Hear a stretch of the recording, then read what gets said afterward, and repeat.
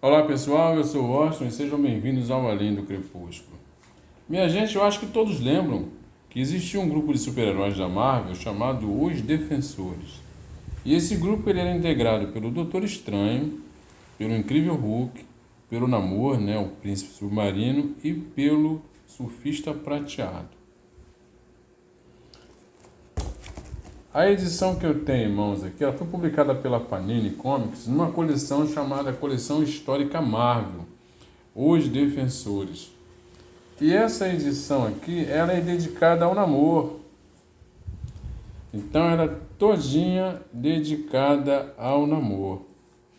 Tendo em vista que a Panini lançou recentemente uma edição ônibus da fase do John Barnes, que é ótima, né? Eu recomendo, eu indico. Realmente, o John Barnes é um ótimo desenhista e um ótimo roteirista. As histórias dele são excelentes. Mas eu queria então aproveitar para sugerir, né? Trazer como sugestão para a Panini que relançasse essa fase aqui também do Namor, que é uma fase escrita pelo Roy Thomas. E o Roy Thomas é simplesmente considerado um dos melhores roteiristas da Casa das Ideias. E desenhada pelo John Buscema, que também é considerado um dos melhores desenhistas das histórias em quadrinhos, entendeu? Então, gente, olha só.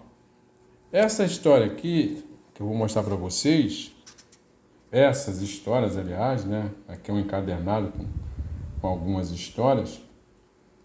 Essa fase, ela foi publicada nos anos 70. Então, gente, eu conheci o Namor como sendo um super-herói, tá? Então, nesse tempo aqui, ele era super-herói. Assim, uma figura muito diferente do que a gente viu no filme da Disney ali, da Wakanda Forever. Aliás, galera, quem não assistiu aquele filme, sinceramente, passa longe daquilo ali, entendeu? Porque aquilo ali é muito ruim. Ali eles simplesmente acabaram com a mitologia do personagem, acabaram com o Namor. Ali ele não é Atlanta, ele é Azteca, entendeu? E é um vilão sanguinário, sabe? Muito diferente da figura que a gente conheceu do Namor. Embora ele seja sempre aquele sujeito irracível, não é? Entendeu? Orgulhoso, né? Ele é um nobre. E que o povo da superfície ali destruiu a Atlanta com a poluição dos mares, não é? Aquela coisa toda. E de vez em quando ele tem aqueles rompantes, né? Aí vem com um tsunami para cima de Nova York, com monstros gigantes, não é? Revoltado com os humanos. Mas, inclusive, esse comportamento dele é até explicável, né?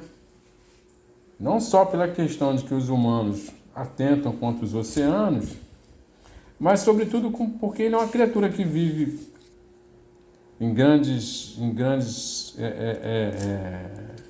profundidades, tá?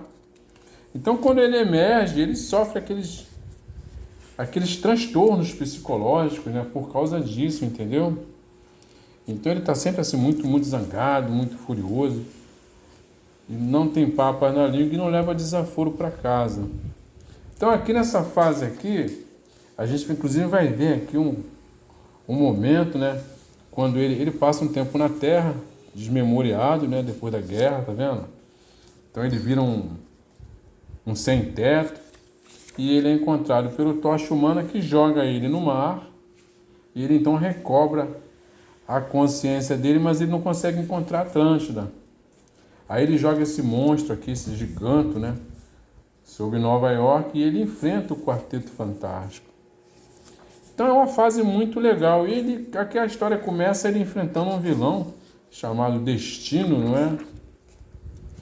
Que tem um capacete, que depois a gente vai entender o que é realmente esse capacete, que dá a ele controles mentais, entendeu? Então a gente vai ver algumas intrigas palacianas.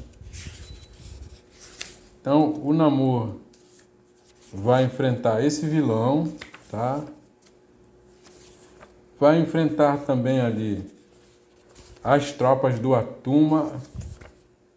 Atuma é um vilão lá da Atlântida, não é?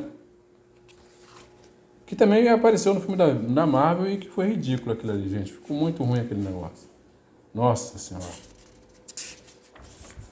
E ele aqui vai enfrentar um outro vilão chamado Homem-Planta, que ele criou uma criatura, é uma espécie de monstro planta, né? E que ele chama de Leviatã, e ele joga então sobre a cidade de Londres. E nesse confronto com esse super vilão, ele vai conhecer os inumanos e vai enfrentar o Tríton, tá? Que é o inumano que respira na água e que tem uma força quase equivalente à dele, gente. O Tríton, ele é super poderoso, tá? Ele tem a força que ele chama de a força do mar. Pois é, então ele se une aqui aos inumanos, tá vendo? O Raio Negro, né? A Medusa, tá vendo? O Karnak, né? O Karnak. O Gorgon, tá vendo? Para enfrentar esse vilão chamado Homem-Planta. Mas o mais legal aqui, galera, além do roteiro ser muito legal, é uma história de super-herói, tipicamente super-herói, entendeu? Aquele tempo que não tinha toda aquela sistemática psicológica, entendeu? Ou psicótica, sei lá. E aqui também a gente vai ver o surgimento. Tá vendo aqui em frente o Atuma, esse é o Atuma, não é? Para quem não conhece, esse é o Atuma, tá vendo? Que é um bárbaro, né, que quer dominar a Atlântida, tá vendo? Olha só as cenas de ação, gente. É claro que ele derrota o Atuma. E a gente vai conhecer, então, o Tubarão Tigre, que é um dos vilões mais legais da Marvel, sabe? Ele é capturado por um cientista louco, tá? E esse cientista louco está fazendo um trabalho com um ex-campeão de natação que se machucou e que não consegue, tá vendo? Que não consegue mais nadar. Então ele suga parte da força do Namor, somada a de tubarões em tratamento, e transforma o rapaz num super vilão chamado Tubarão Tigre, que tem metade da força do Namor, tá? Só que como o cérebro como tubarão, ele é uma criatura assassina, né? Ele acaba enlouquecido, ataca o Namor e vai para Atlântida. Ele sequestra a Lady Dorma, né, que é a amada do Namor, e em Atlântida ele derrota o exército do Namor e toma o trono. Então ele se torna o novo soberano de Atlântida. Só que o Namor, quando se recupera, vai até a Atlântida, entendeu? E, tá vendo? Ele aqui toma o trono, viu? E na Atlântida, ele então confronta o Tubarão Tigre e é uma luta, tá vendo? É uma luta extraordinária, ele derrota o Tubarão Tigre e aprisiona o Tubarão Tigre, tá? E aí a saga continua aqui, esse homem chamado Destino é morto, e o Namor então passa a responder por assassinato, não é? Porque ele matou o cara. Na verdade não foi exatamente assim. Só que essa história aqui, ela é só um breve, digamos assim, uma breve amostra do que realmente essa história é, porque ela continua.